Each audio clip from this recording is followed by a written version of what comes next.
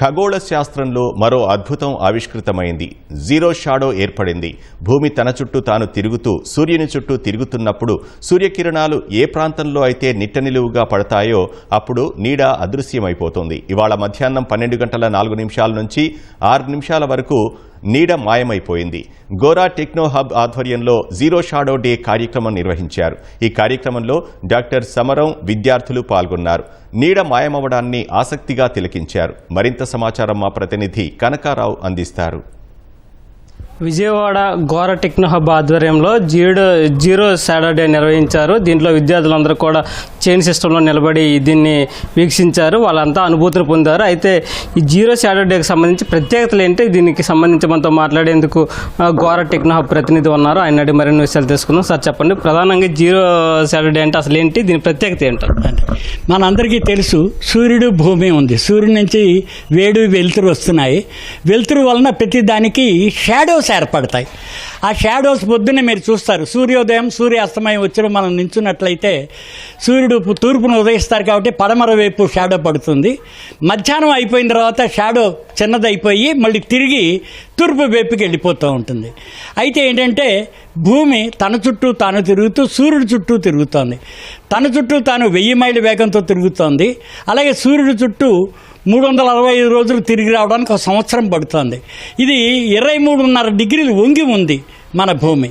అందుచేత రుబ్రోల పత్రంలాగా అది సూర్యుడి చుట్టూ తిరిగి రాబట్టి సూర్యుడు మన భూమి మీద ఉన్న వివిధ ప్రాంతాలలో మధ్యాహ్నం 12 గంటలకి ప్లేస్ మారుతూ ఉంటుంది.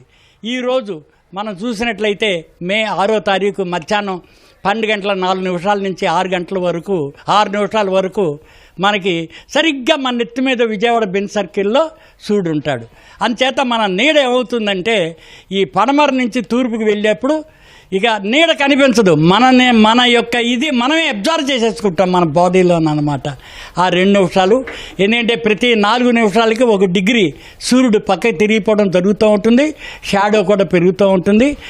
దీన్ని మనకి ఈస్తనీస్ అనే ఆయన ఈ షాడోస్ని అబ్జర్వ్ చేసి భూమి గుండ్రంగా ఉందని ఆయన ఈజిప్ట్లోని సిరియన్ నుంచి ఏథెన్స్లోని అలెగ్జాండ్రియా వరకు సుమారుగా 5000 మెజర్స్ అంటే 4000-5000 కిలోమీటర్స్ ఆయన నడిచి వెళుతూ కర్ర యొక్క నీడని ఆయన మెజర్ చేశాడు.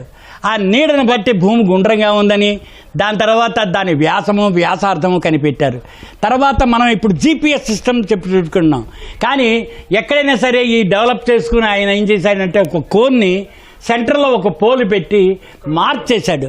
ఈ మార్క్ చేయబట్టి ఏమిటి అంటే మన భూమి మీద ఏ ప్లేస్లో ఉన్నాము ఏమిటి అని తెలియడానికి వీలుగా ఉంటుంది. అలాగే మనం కనుక ఒక పుల్లని పెట్టి 365 రోజులు సరిగ్గా మధ్యాహ్నం 12 గంటలకి ఆ నీడ పుల్ల చివరి నీడ ఎక్కడుందో 360 రోజులు మార్చేస్తే మేకులు కనుక దిగ్గొడితే అది సరిగ్గా 8 ఆకారంగా వస్తుంది. అంటే మన భూమి 8 ఆకారంగా మనం ఉన్న ప్లేసు తిరుగుతూ ఉంటుంది. ఆకాశంలో సూర్యుడు 8 ఆకారంగా తిరిగినట్లుగా అనిపిస్తుంది. అందుకని నో షాడో డే అంటే అర్థం ఏంటంటే మనకి ఇక నీడ పక్కకి పడదు, మన తప్పించి పక్కకి పడదనమాట. ఆ రోజున ఇక్కడ విద్యార్థులందరూ పాల్గొని ఒక ఎక్స్పెరిమెంటల్గా తెలుసుకున్నారు. అందుకని ఎక్స్పెరిమెంట్ చేస్తూ ఉంటేనే సైన్స్ అభివృద్ధి చెందుతుంది. చెబుతున్న విషయాలు ఇది ప్రధానంగా ఏంటంటే ఏడాది మొత్తం మనం గమనించినట్లుగా అయితే ఆ నీడ ఒక వస్తువు నీడ పడేదంతా చేస్తే 8 ఆకారం వస్తుందని చెబుతున్నారు. ఇలాంటి ప్రయోగాలు చేయడం ద్వారానే వాస్తవం ఏంటనేది విద్యార్థులకు కూడా అర్థమయ్యే అవకాశం కనిపిస్తుందని చెప్పేసి ఏడాదిలో 2 రోజులు జీరో షాడో డే వస్తుందని చెప్పేసి స్పష్టం చేస్తున్నారు. కెమెరామెన్ బిఎన్ఆర్తో కనకారావు, ఈటీవీ న్యూస్, విజయవాడ నుంచి.